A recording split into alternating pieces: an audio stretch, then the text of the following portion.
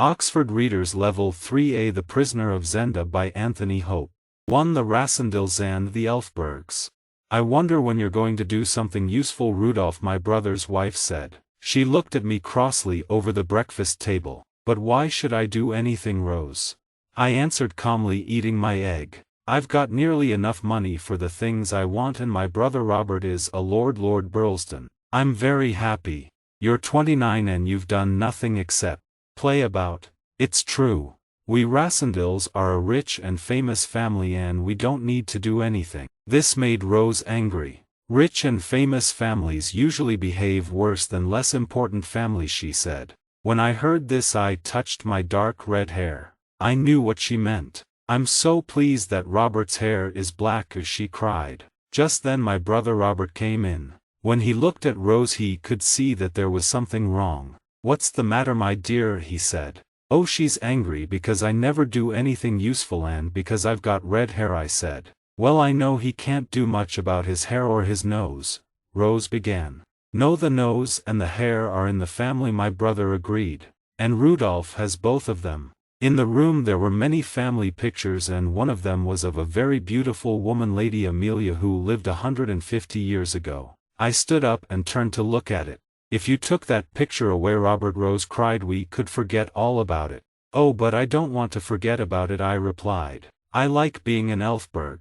But perhaps I should stop for a moment and explain why Rose was angry about my nose and my hair and why a Rassendyll said I was an Elphberg. After all, the Elphbergs are the royal family of Ruritania and have been for hundreds of years.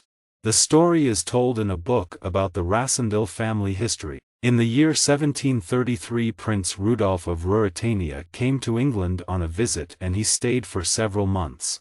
Like many of the Elphberg royal family, he had blue eyes, an unusually long straight nose and a lot of dark red hair. He was also tall and very good looking. During his stay here, he became friendly with Lady Amelia, the beautiful wife of Lord Burlesdon. They became very good friends indeed, which, naturally, did not please Lord Burlesdon. So, one cold wet morning, the two men fought. The prince was hurt in the fight, but got better and was hurried back to Ruritania. There he married and became King Rudolph III. But Lord Burlesdon fell ill, and 6 months later he died. 2 months after that, Lady Amelia had a baby son, who became the next Lord Burlesdon and the head of the Rassendyll family. The boy grew into a man with blue eyes, a long straight nose, and dark red hair. These things can happen in the best of families, and among the many pictures of the Rassendylls at home you can see that 5 or 6 of them have the same blue eyes, the same nose and the same red hair.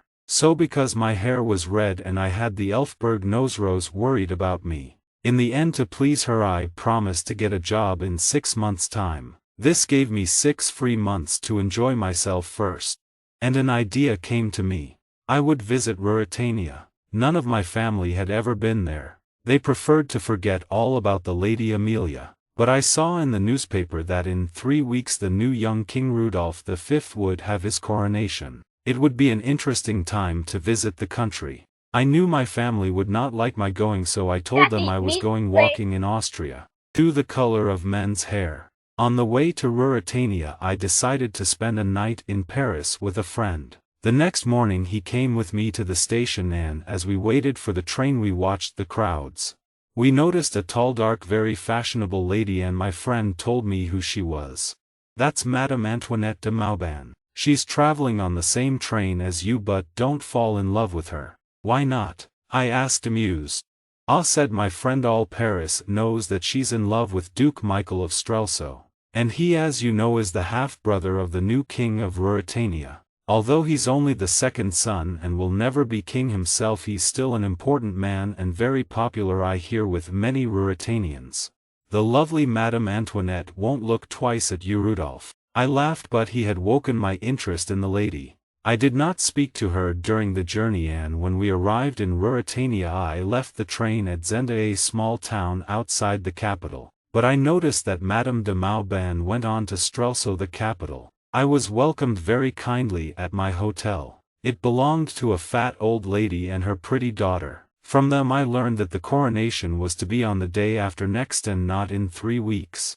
The old lady was more interested in Duke Michael of Strelsau than in the new king. The castle of Zenda and all the land around it belonged to the duke, but the old lady said it's not enough. Duke Michael should be king. He spends all his time with us.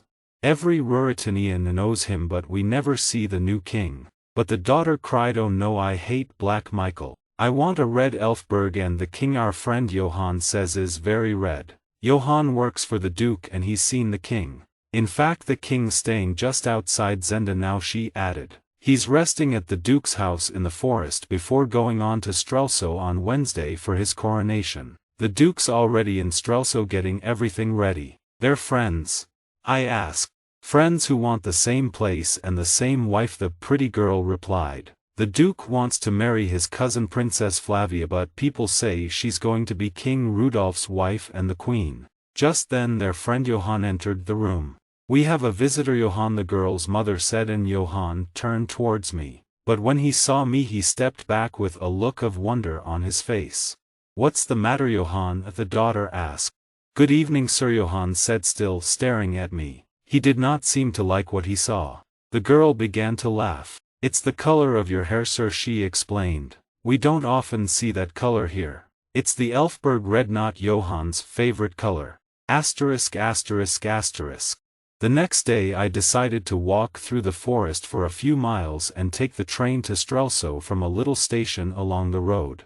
I sent my luggage on by train, and after lunch, I started out on foot. First, I wanted to see the castle of Zenda, and in half an hour I had climbed the hill to it. There were two buildings, the old one, with a moat around it, and the new, modern building. Duke Michael could have friends to stay with him in the new castle, but he could go into the old castle when he wanted to be alone. The water in the moat was deep, and if he pulled up the drawbridge over the moat, no one could get to him. I stayed there for some time and looked at the castle, and then I walked on through the forest for about an hour. It was beautiful and I sat down to enjoy it. Before I knew what had happened I was asleep.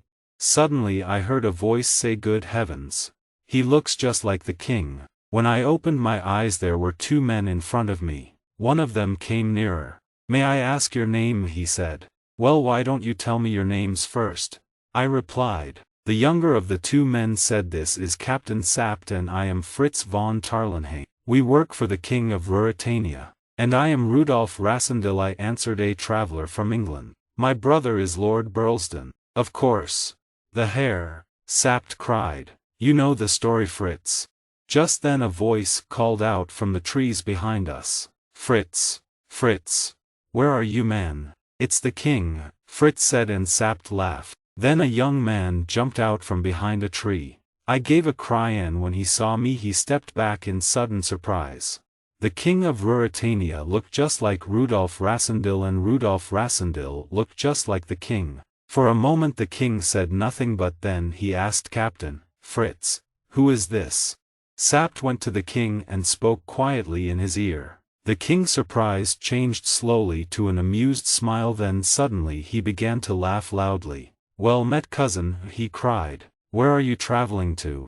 "To Strelsau, sir, to the coronation." The king looked at his friends and for a moment he was serious.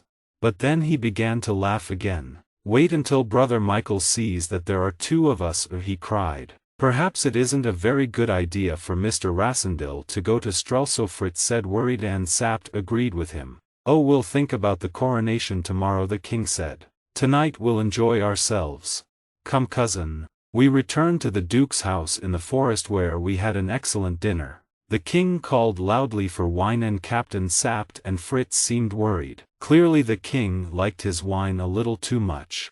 "Remember, the coronation is tomorrow," warned old Sapt. But the king was only interested in enjoying himself tonight, so we all drank and talked and drank again. At last the king put down his glass and said, "I've drunk enough." As he said that, old Joseph, the king's servant, came in. He put some very special old wine on the table in front of the king and said, "Duke Michael offers you this wine and asks you to drink it for love of him." "Well done, Black Michael," the king cried. "Well, I'm not afraid to drink your wine." And he drank every drop of wine in the bottle himself. Then his head fell forward onto the table, and soon afterwards I too remembered no more of that wild evening. 3. The king goes to his coronation. I do not know how long I was asleep, but when I woke I was cold and wet. Sapt and Fritz stood there looking at me. We had to wake you, Sapt said. Cold water was the only way. Fritz took my arm and turned me round. Look, he said. The king was on the floor, and when Sapt pushed him with his foot he did not move. We've been trying to wake him for half an hour, said Fritz. But he's sleeping like a dead man. The three of us looked at each other. Was there something in that last bottle of wine? I asked. I don't know, Sapt said, but if he doesn't get to his coronation today there'll never be a coronation for him. All Ruritania is waiting for him in Strelsau, and Black Michael with half the army too. We can't tell them that the king is too drunk to go to his own coronation. You can say he's ill, I said. Ill? Sapt laughed angrily. Everybody will know what that means. He's been ill too many times before. Tell me, do you think somebody put something in his wine? I asked. It was Black Michael, Fritz replied. We all know he wants to be king himself. For a moment or two we were all silent, and then Sapt looked at me. You must go to Strelsau and take his place. I stared at him. You're crazy, man. How can I do that? The king. It's dangerous, I know, said Sapt, but it's our only chance. If you don't go, Black Michael will be king and the real king will be dead or a prisoner. How could I refuse? It took me 2 minutes to decide. I'll go, I said. Well done, boy, cried Sapt. He went on quickly and quietly. After the coronation they'll take us to the palace for the night. When we're alone you and I will leave and ride back here to fetch the king. He'll be all right by then. I'll take him back to Strelsau, and you must get out of the country as fast as you can. But what about the soldiers? Fritz asked. They're Duke Michael's men, and they're coming to take the king back to Strelsau for the coronation. We'll go before the soldiers get here, Sapt said, and we'll hide the king. He picked up the king in his arms and we opened the door. An old woman, Johann's mother, was standing there. She turned without a word and went back to the kitchen. Did she hear? Fritz asked.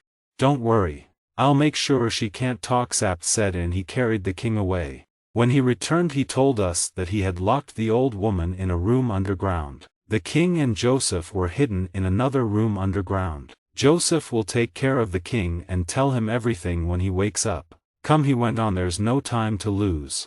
It's already 6 o'clock. Soon I was dressed in the king's clothes, the horses were ready, and we were on our way. As we rode through the forest, Sapt told me everything that he could about my life, my family, my friends, and the things I liked or did not like. He told me what to do when we got there and how to speak to different people. He was a wonderful teacher and I listened hard. One mistake could mean death for all three of us.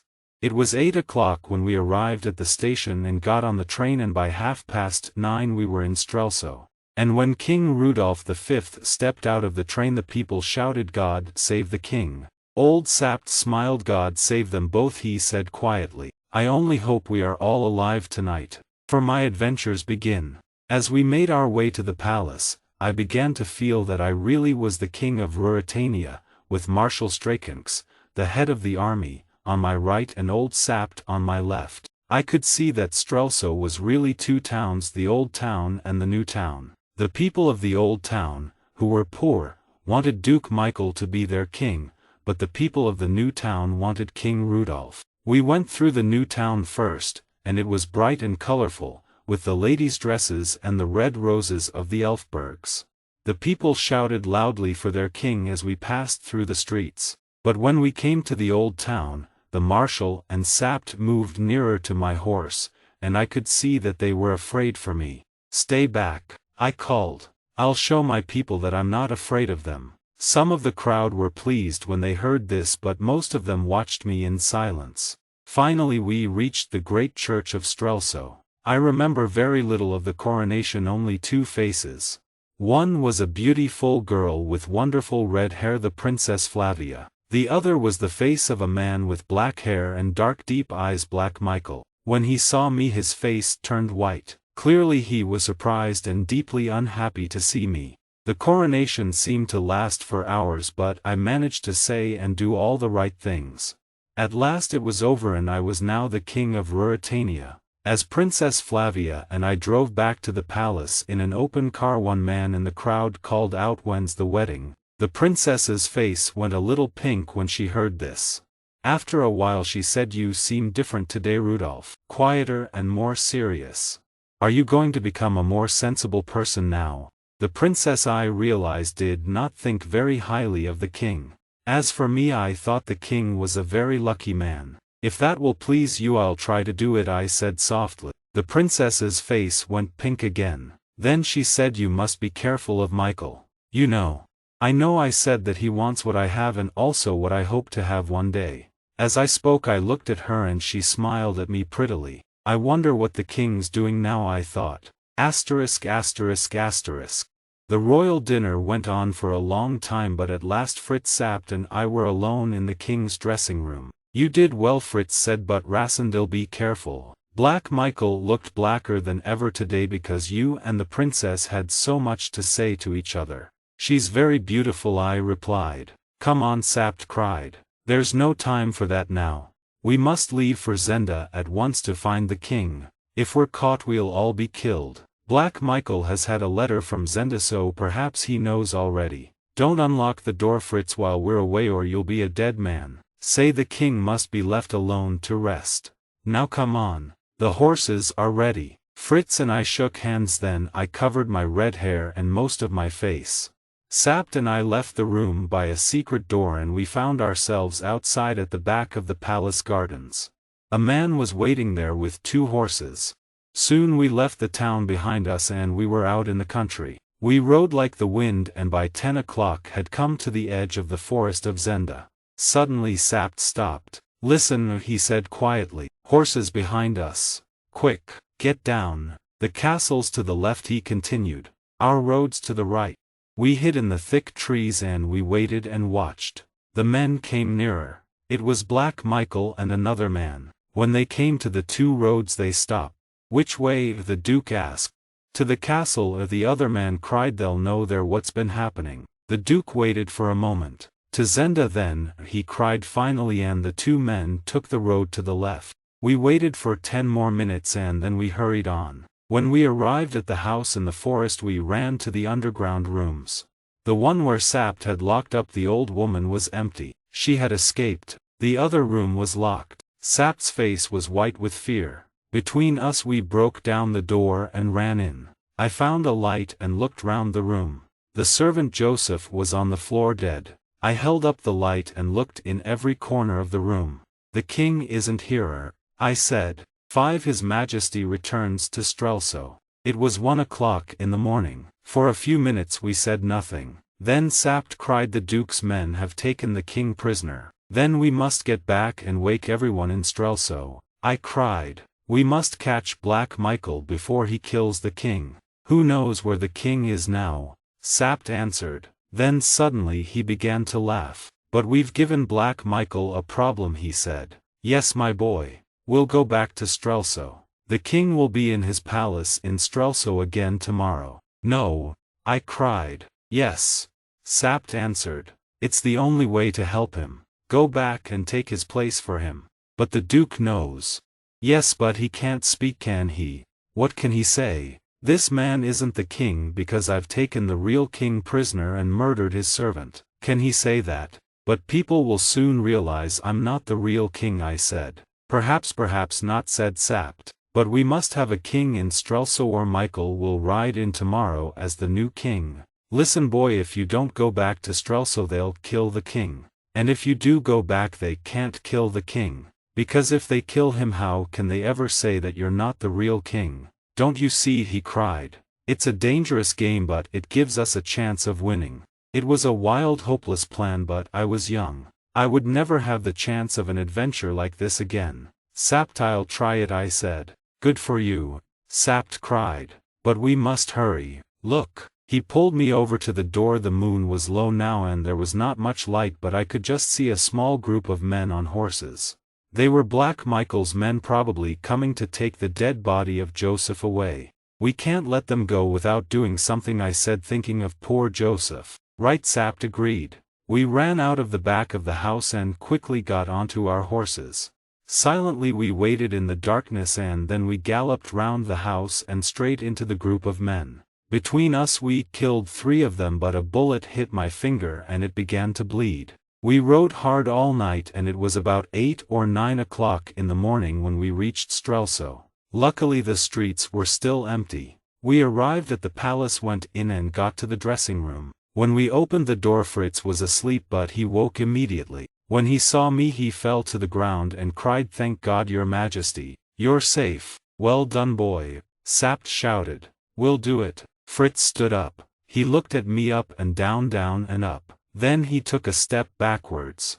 "Where's the king?" he cried. "Be quiet," Sapt warned him. "Someone will hear." Fritz's face was white now. "Is the king dead?" he asked quietly. "Please God, no," I answered. "But Black Michael has him." *******. The next day was a long one for me.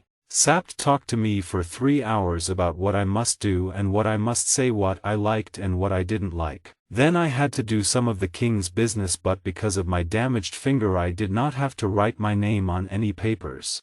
When at last I was alone with Sapt and Fritz, we began to talk about Black Michael. Fritz told me that Black Michael had 6 very dangerous men among his servants, 3 Ruritanians, a Belgian, a Frenchman and an Englishman. They did anything that the Duke ordered and did not stop at murder. 3 of them, the foreigners Fritz had heard, were in Strelsau now with Duke Michael. Sapt banged the table with his hand in excitement. Then the king must be alive. Michael's brought the foreigners with him and left the 3 Ruritanians to hold the king prisoner. Usually the 6, as they're called, go everywhere with him. Fritz wanted to do something immediately about Black Michael and his men, but Sapt and I realized that we could not do anything openly. "We'll play a waiting game and let Michael make the first move," I said. And so I continued as king of Ruritania. In order to help the Real king I tried to make myself popular with the people.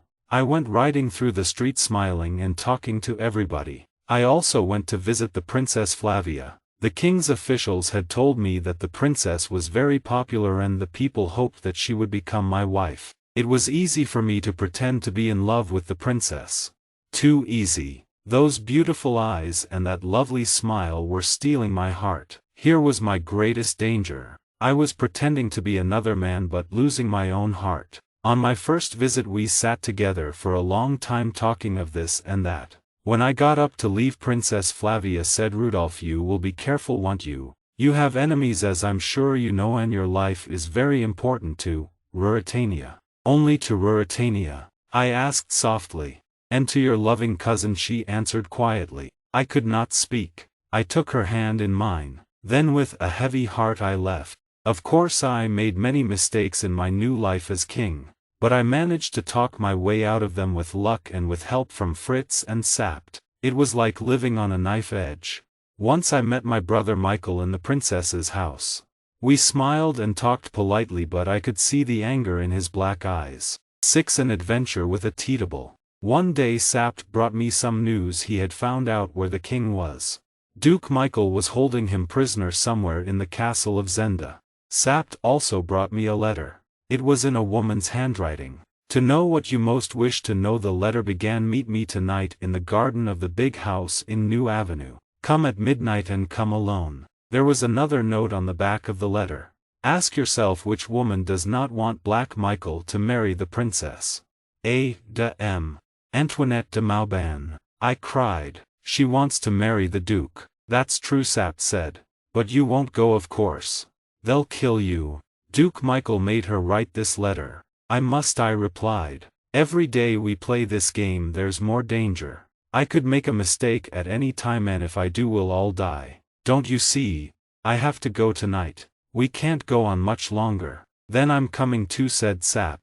So at 11:30 that night Sapt and I rode out to the house in New Avenue. We left Fritz to watch my room in the palace. The night was dark, so I took a lamp. I also had my revolver and a knife. We soon reached the house and came to a gate in the wall. I got off my horse. "I'll wait here," said Sapt. "If I hear anything I'll dash."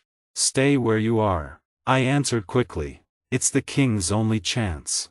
They mustn't kill you too." "You're right," said Sapt. "Good luck." Silently I opened the gate and went into the garden. In front of me I could see the dark shape of a summer house and I moved towards it. Without a sound I went up the steps, pushed open the door and went in. A woman hurried over to me and took me by the hand. I turned my lamp on her. She was beautiful. "Close the door," she said.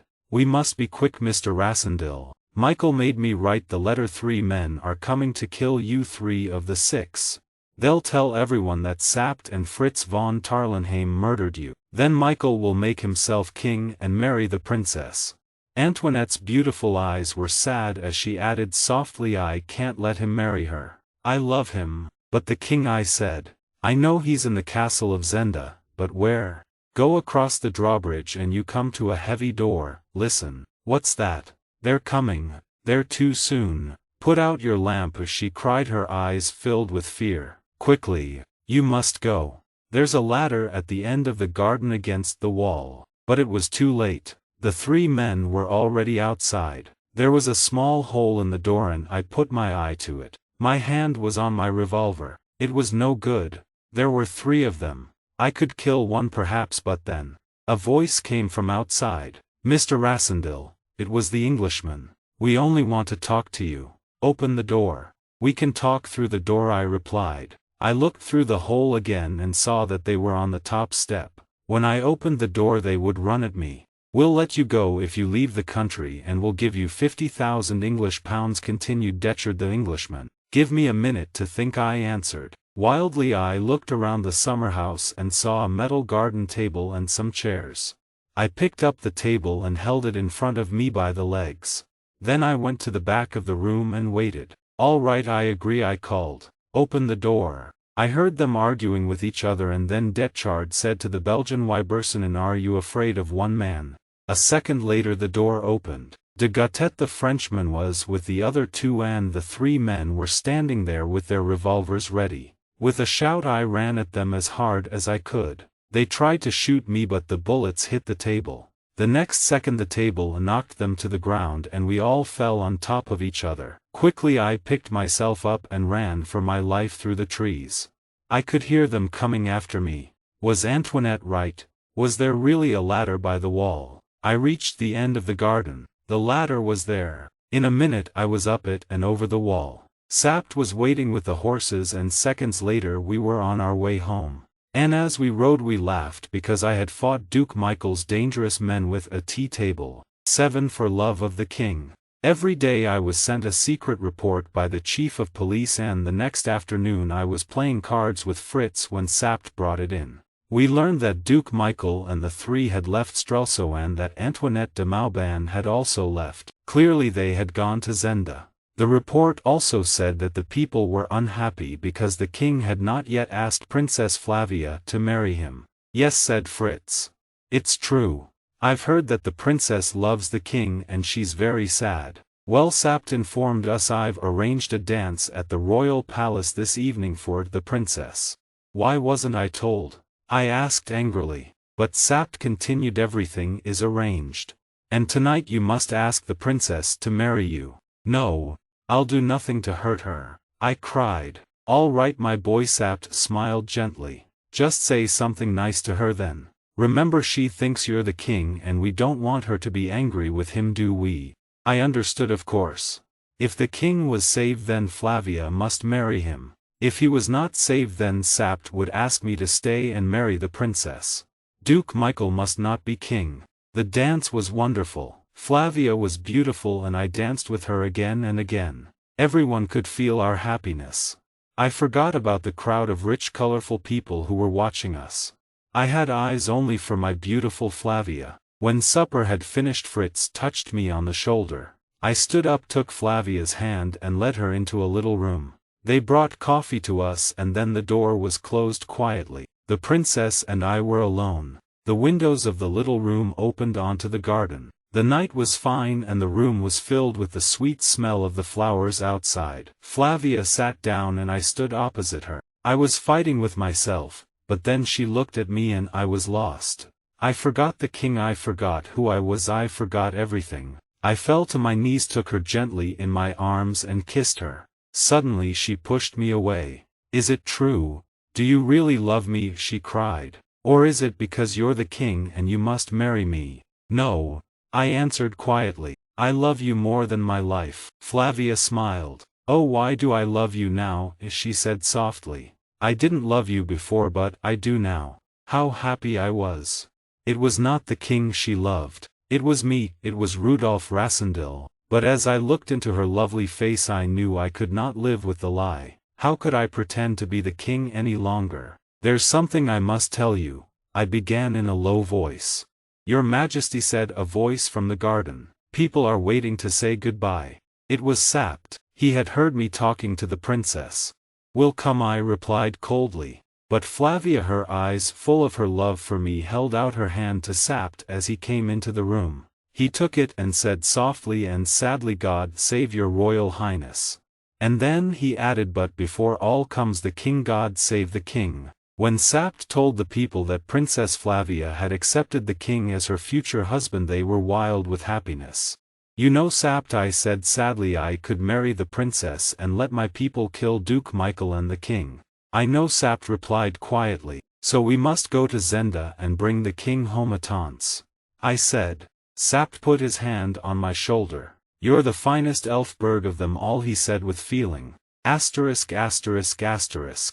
Before we left Strelsau, I saw the marshal and asked him to stay near Flavia to take care of her and to keep her safe from Duke Michael. Then I went to say goodbye to her. At first she was cold with me. She did not understand why I wanted to leave her. But her anger changed to fear when I told her that I was going after Duke Michael. Oh, Rudolf, be careful, she cried. He's a dangerous man. Please come back safely to me. Duke Michael can never keep me away from you, I promised.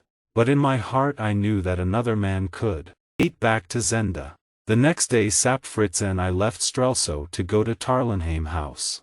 This fine modern house belonged to Fritz's uncle and was near the castle of Zenda. We had 10 brave young men with us. Sapt had told them that a friend of the king's was a prisoner in the castle of Zenda and that the king needed their help. Michael of course knew of my arrival, but I was sure he did not understand why I had come. He would think that my plan was to kill him and the king and marry the princess myself. So I had not been in the house an hour when he sent 3 of the 6 to me. These were not the 3 men who had tried to kill me. This time he sent the 3 Ruritanians, Lauengram Krafstein and young Rupert of Hentzau. Duke Michael is very sorry that he can't welcome you himself, explained Rupert of Hentzau. But sadly he's ill at the moment. I hope that my dear brother will soon be better, I replied with a smile. Rupert threw back his head, shook his black hair and laughed. He was a good-looking young man. People said he had broken many hearts already. Oh, I'm sure he will, he answered. Asterisk asterisk asterisk. That evening, instead of having dinner at the house, Fritz and I went to the little hotel in the town of Zenda where I had stayed before. Ask for a room where we can dine alone, I said to Fritz. And ask the pretty girl to bring our food. I covered my face and the girl came and put the wine down on the table. When she turned to go, she looked at me and I let her see my face. The king, she cried. You were the king. Oh, I'm sorry, sir. I'm sorry. The things that we said. Forget that now, I answered. You can help me. Bring our dinner, but tell no one that the king is here. She came back in a few minutes looking very serious. How's your friend Johann? I began. She looked surprised. Oh, we don't see him very often now, she answered. He's very busy at the castle. But you could get Johann to meet you tomorrow night, couldn't you? At 10 o'clock perhaps, on the road out of Zenda. Yes, sir. Yanri not going to hurt him. Not if he does what I say. Go now and say nothing about this. After dinner we left to go back to Tarlenheim House. We had almost reached it when we saw Sapt running to meet us. Have you seen them? He cried. Who? I asked. Duke Michael's men. Don't go out unless you have 6 men or more with you, he said. You know Bernenstein, one of your men. Of course, I answered. A good strong man about as tall as me. Well, they tried to kill him. He's upstairs now with a bullet in his arm. He was walking in the woods and he saw 3 men. Suddenly they started shooting at him, so he began to run. He was lucky. They were afraid to come too near the house, so he escaped. But it was you they wanted to kill. Sapt, I said, I promise I'll do one thing for Ruritania before I leave it. What's that? Asked Sapt. I'll kill every one of the 6.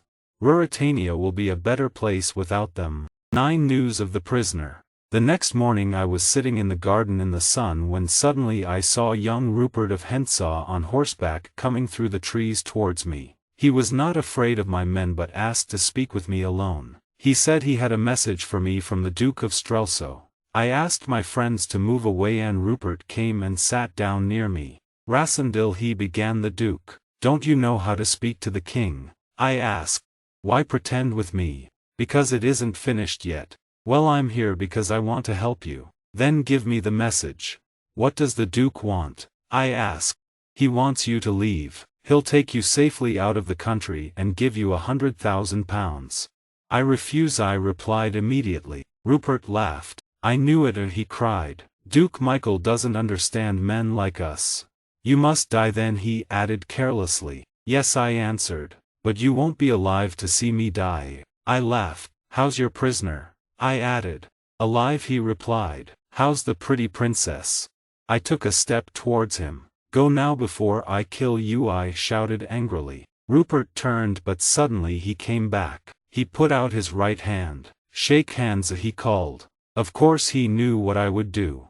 I put my hands behind my back. Quickly his left hand moved towards me. In it he held a dagger and it was coming straight at my heart. I jumped to one side and the dagger went deep into my shoulder. Before my friends could do anything, Rupert of Hentzau was on his horse and galloping through the trees.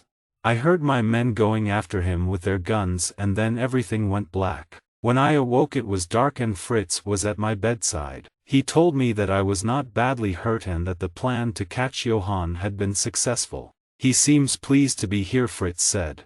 I think he's afraid of Duke Michael. Later Sapt brought Johann up to see me. At first Johann was afraid to speak, but then he began to talk. We asked him many questions and finally Johann gave us the information we wanted. In the castle of Zenda near the drawbridge and below the ground there were 2 small rooms cut out of the rock itself. In the first of these rooms there were always 3 of the 6. At the back of this room there was a door which led into the second room. The king was in the second room. If someone tries to get into the first room, 2 of the 3 men will fight, but Rupert of Hentzau or Detchard will run into the second room and kill the king, Johann said. There's a small window in the second room with a large pipe going down into the moat outside, he went on. You can get a man inside it and they'll tie a heavy stone to the king's body and push it down the pipe. The body will go down and disappear under the water and the murderers will then go down the pipe themselves and swim across the moat. And if I bring an army to the castle? I asked. Duke Michael will still murder the king, replied Johann. He won't fight. He'll kill the king and push his body down the pipe. And he'll put one of the 6 in the prison. He'll say the man had done something to make him angry. That will stop the stories about a prisoner in Zenda. Johann stopped for a minute, but then he added, if they know I've told you this they'll kill me. They're all bad, but Rupert of Hentzau is the worst. Don't let them kill me. All right, I said. But if anyone asks you who the prisoner of Zenda is, don't tell him. If you do I'll kill you myself. Johann left the room and I looked at Sapt. It doesn't matter what plan we make, I said. The king will be dead before we can get to him. Sapt shook his grey head angrily. You'll still be king of Ruritania in a year's time. Perhaps one of the duke's men will turn against him, I began. Impossible, replied Sapt. Then we need the help of God, I said. 10 a night outside the castle. I wanted Duke Michael to think that I was still very ill, so we told the newspapers that the king had had a very serious accident. When Princess Flavia read this she was very worried and she decided to come and see me. The marshal could not stop her, and although I was afraid for her I was excited at the thought of seeing her again. We spent 2 wonderfully happy days together. We had sent Johann back to the castle of Zenda and suddenly we had a message from him. The Real King was very ill.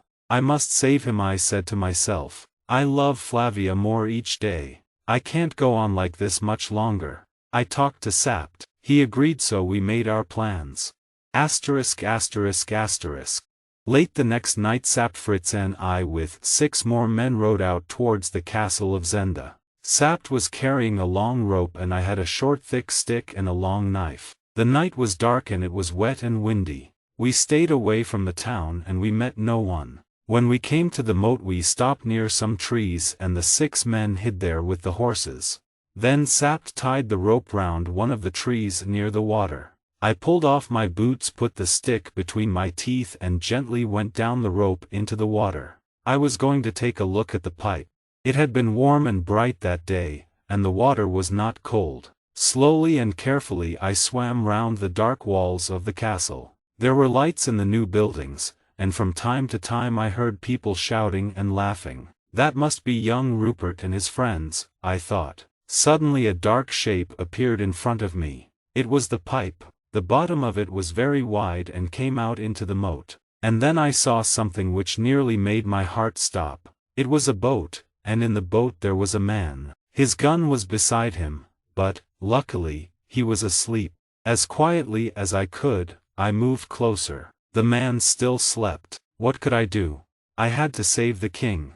I took out my knife and drove it through the sleeping man's heart. On the other side of the castle they were still singing. I had very little time. Someone could come at any minute. I looked up at where the pipe went through the wall into the prison. There was a thin line of light at the bottom edge. I heard Detchard's voice and then I heard the king reply. Just then the light went out and in the darkness I heard the king crying. I did not call to him. I had to get away safely and take the body of the dead watchman with me. I climbed into the boat and began to go back to where my friends were. No one could hear me because the wind was strong, but from somewhere behind me I heard a shout. Someone was calling to the watchman. I reached the side of the moat where Sapt and Fritz were waiting. Quickly I tied the rope round the man's body and Sapt and Fritz pulled it up. Then I climbed up the rope myself. "Call our men from the trees," I said quietly, "and hurry." But just then 3 men rode round from the front of the castle. Luckily they did not see us but they heard our 6 friends riding out of the trees and with a shout they galloped towards them. Seconds later we heard the sound of shots and I ran to help our men. Sapt and Fritz followed. "Kill them," cried a voice. It was Rupert of Hentzau. "Too late. They've got both of us," cried another voice. "Save yourself, Rupert." I ran on holding my stick in my hand. Suddenly through the darkness I saw a horse coming towards me. I jumped at the horse's head and saw the man's face above me. "At last!"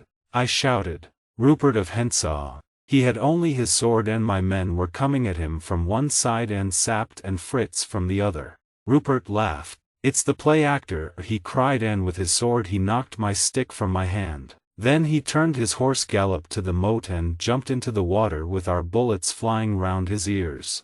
Our men tried to shoot him in the water but it was dark, there was no moon, and we lost him. We had killed 2 of the 6 Lauengram and Krafstein, but I was angry. 3 of our brave friends were also dead and we carried them home with a heavy heart. And I did not like to hear Rupert call me a play actor. Asterisk asterisk asterisk. Of course Michael and I could not let the people know that we were enemies. So in the daytime it was safe to be in the town of Zenda. One day soon after our night outside the castle, Princess Flavia and I were riding through the town when we saw a group of people dressed in black going to the church. Rupert of Hentzau was with them and when he saw us he turned his horse and came towards us. "It's the funeral of my dear friend Lauengram," he said in answer to our question. "I'm sorry your friend is dead," I said to him. "And I'm sorry too," Flavia added, her beautiful blue eyes sad. Rupert looked at her and smiled. Then he turned and rode away. Although I was angry because he had smiled at Flavia, I went after him. "You fought bravely the other night," I said, "and you're young. Help me save the king and I'll help you." But Rupert was not interested. "No," he answered. "But if they were both dead, the king and the duke, then you could be king and marry your princess and I could be rich and have the woman I want." "Antoinette de Mauban?" I asked carelessly, trying not to show my interest. "Yes," replied Rupert. "I hate the duke. She loves him, not me." Angrily he joined the funeral group again. Strangely, when we returned home there was a message for me from Antoinette herself. "I helped you once. Help me now. Save me from this terrible place. Save me from these murderers." I was sorry for her, but what could I do? 11. A dangerous plan. One day Johann came to tell us that the king was now very sick and that Antoinette de Mauban and a doctor were looking after him. But the Duke never left Rupert of Hentzau alone with Antoinette. I understood why after what Rupert had told me. There were often angry voices in the castle these days, Johann told us. 2 of the 6 were now dead, but there were always 2 men watching the king. The other 2 slept in a room above and would hear them if they called. Detchard and Bersonin watched by night, Rupert of Hentzau and de Gautet by day. The Duke's rooms were on the first floor in the new buildings of the castle and Antoinette's room was on the same floor. But at night the Duke locked the door of her room and pulled up the drawbridge. He kept the key himself. Johann slept near the front door of the new castle with 5 other men, but they had no guns. We could not wait any longer. Listen, I said to Johann. I'll make you rich if you do what I say. Johann agreed. You must take this note to Madame de Mauban. I said, and tomorrow at 2 o'clock in the morning you must open the front door of the new castle. Tell the others that you need air or something and then escape. Johann was clearly afraid, but he seemed to understand. I explained my plan to Sapt and Fritz. When Johann opens the front door, I said, Sapt and his men will run into the castle and hold the men who are sleeping there. At the same time Antoinette will scream loudly again and again. She'll cry, help, help me, Michael, and she'll shout Rupert of Hentzau's name. Duke Michael will hear and he'll run out of his room, straight into the hands of Sapt. Sapt will get the key from the Duke and let down the drawbridge. Rupert and de Gautet will hear the noise and hurry to cross the drawbridge. I'll hide by the bridge in the moat, and when they try to cross, I'll kill them. Then we'll hurry to the room where the king is, and kill Detchard and Bersonin before they have time to kill the king. The others listened in silence. It was a very dangerous plan and I did not really think it would work, but we had to try. That evening I went to visit Flavia. She seemed very thoughtful and as I was leaving she placed a ring on my finger. I was wearing the king's ring, but I took off my Rassendyll family ring and gave it to her. Wear this for me always, I said. She kissed the ring and replied seriously, I'll wear it until the day I die. And then I had to leave her. I had already told the marshal that if anything happened to the king he must take Flavia to Strelsau, tell the people that Duke Michael had killed the king and that Flavia was their queen. I knew this could be my last day alive. 12. The prisoner and the king. We needed bad weather, but it was a fine clear night. At midnight Sapt, Fritz and their men left and rode quietly through the woods towards the castle. If everything went well they would get there at 1:45 and wait for Johann to open the front door. If Johann did not open the door, Fritz would come round to the other side of the castle to find me. If I was not there, then I was dead and the king too. Sapt and his men would go back to Tarlenheim house and return with the marshal and more men to get into the castle. So half an hour later I too left Tarlenheim. I took a shorter way than Sapt, and when I reached the moat I hid my horse in the trees, tied my rope round a strong tree and let myself down into the water. Slowly I began to swim along under the castle walls. Just after 1:45 I came to the pipe and waited quietly in its shadow. Light was coming from Duke Michael's window opposite me across the moat and I could see into the room. The next window along which Johann had said was Antoinette's room was dark. Then the Duke's window opened and Antoinette de Mauban looked out. Behind her there was a man. Rupert of Hentzau. What was he doing in the Duke's room? I wondered. Rupert tried to put his arm round Antoinette, but she moved quickly away. At that moment I heard the door of the room open and then the angry voice of Duke Michael. What are you doing here? He cried. Waiting for you, sir, Rupert replied quickly. I couldn't leave the lady alone. Well, now you can go to bed. Are Detchard and Bersonin watching the prisoner? Yes, sir. A few minutes later Rupert crossed the drawbridge and it was pulled up. The light in Duke Michael's room went out, but a light came on and stayed on in Antoinette's room. In the silent darkness I waited. For about 10 minutes everything was quiet, but suddenly I heard a noise on my side of the moat. A dark shape appeared in the gateway to the bridge, then turned and began to climb down some hidden steps in the wall. It was Rupert of Hentzau again with a sword. Silently he went down into the water and swam across the moat. Then he climbed out and I heard him unlock the door. It was clear that Rupert of Hentzau had his own secret plans for that night. It was not yet time for Johann to open the front door for my friends and I still had to wait. I climbed up to the gateway of the bridge and hid in a dark corner. Now no one could enter or leave the old castle without fighting me. I wondered what Rupert was doing now, and a few seconds later I found out.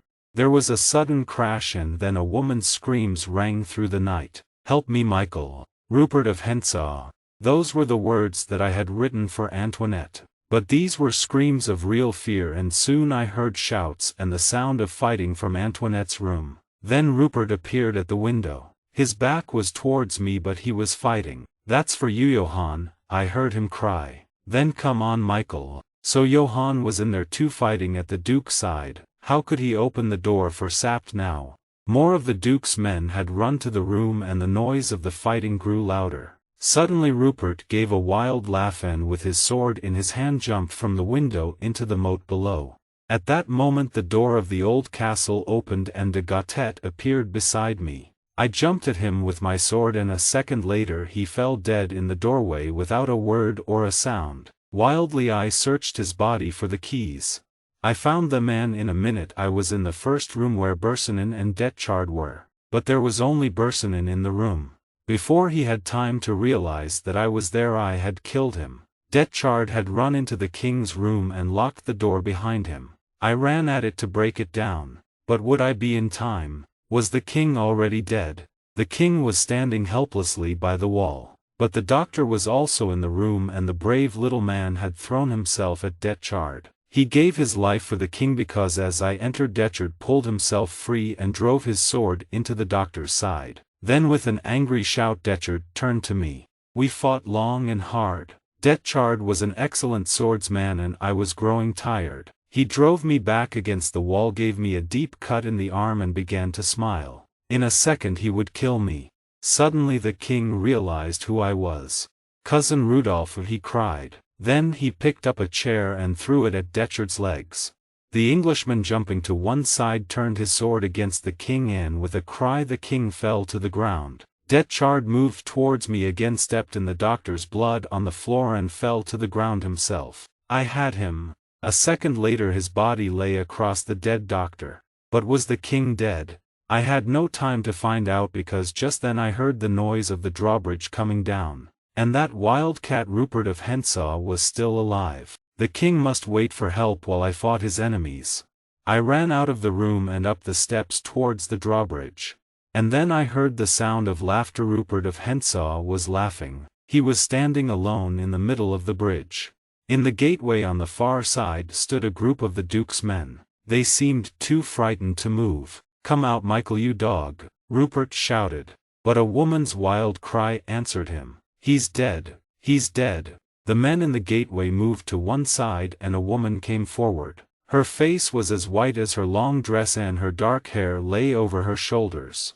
In her hand she held a gun. The shot rang out but she missed. Rupert laughed. Again Antoinette de Mauban faced him, her gun ready. But before she could shoot Rupert jumped over the side of the bridge and down into the moat below. At that moment I heard the sound of running feet inside the new castle and the welcome voice of my old friend Captain Sapt. Then I knew that the king was safe and needed me no more. I ran out onto the bridge and jumped down into the moat. I had business to finish with Rupert of Hentzau. *****. I swam hard and caught up with him round the corner of the old castle. He had found my rope, climbed out of the moat and was already running towards the trees where I had left my horse. I ran after him as fast as I could. He turned and saw me and called out laughing, "Why, it's the play actor." But then with a cry of surprise he found my horse and in a minute he was on its back. "Get down," I shouted. "Stand and fight like a man." He turned waiting for me and I ran at him with my sword. For a few minutes we fought wildly. Blood ran from his face where I had cut it, but I had fought too many fights that night. He would surely kill me now. I was saved by Fritz, who came galloping round the castle to find me. When Rupert saw him coming he knew he had no chance. "Goodbye, Rudolf Rassendyll," he called. "We'll meet again." And he rode away into the forest laughing and singing, and still alive. I fell to the ground. Blood was running again from the cut in my arm and I could not stand. Fritz jumped down from his horse and lifted me in his arms. "Dear friend," he said, "thank God I've found you. When Johann did not come we had to break down the castle door. We were afraid we would be too late." "And the king?" I said. "Thanks to a very brave Englishman," Fritz said gently, "the king is alive." 13 Goodbye to Ruritania. Old Sapt worked hard to keep our secret hidden. He sent messages, told lies and gave orders. All his plans were successful except one. Nothing can stop a woman in love. When Princess Flavia heard that the king was hurt she refused to stay at Tarlenheim House and rode at once to the castle of Zenda. Sapt had hidden me in a room in the old castle and he and Fritz brought her to me there. How happy she was to see me. She threw her arms round my neck and kissed me. "No," cried Sapt, "it's not the king. Don't kiss him. He is the man you love but he is not the king." Flavia's face went white. "What do you mean?" she cried. She turned to me again. "Rudolph, why do you let them say these things?" I looked deeply into her eyes. "It's true," I said quietly. "I am not the king." For a minute she continued to hold on to me. She looked at Sapt, at Fritz and finally at me again. Then slowly she fell forward and I laid her gently on the ground. "I wish that Rupert had killed me," I said. Asterisk asterisk asterisk. I saw the king once more. He thanked me and I gave him back the royal Elphberg ring. If he noticed Flavia's ring on my finger he said nothing. We both knew that we would never meet again. Before I left Ruritania, Princess Flavia asked to see me again and Fritz took me to her. They had told her everything. We had so much to say and so little to say. A princess is not free to choose who to love. "Flavia," I said, "I love you. I'll love you until the day I die." As I walked away I heard her say my name again and again. "Rudolph, Rudolph," I can hear it now. Asterisk asterisk asterisk. I live quietly now but every year Fritz and I meet in a little town outside Ruritania. There he gives me news of the Queen of Ruritania, the wife of King Rudolph V. And every year he brings me a red rose and a note with the words written "Rudolph Flavia always."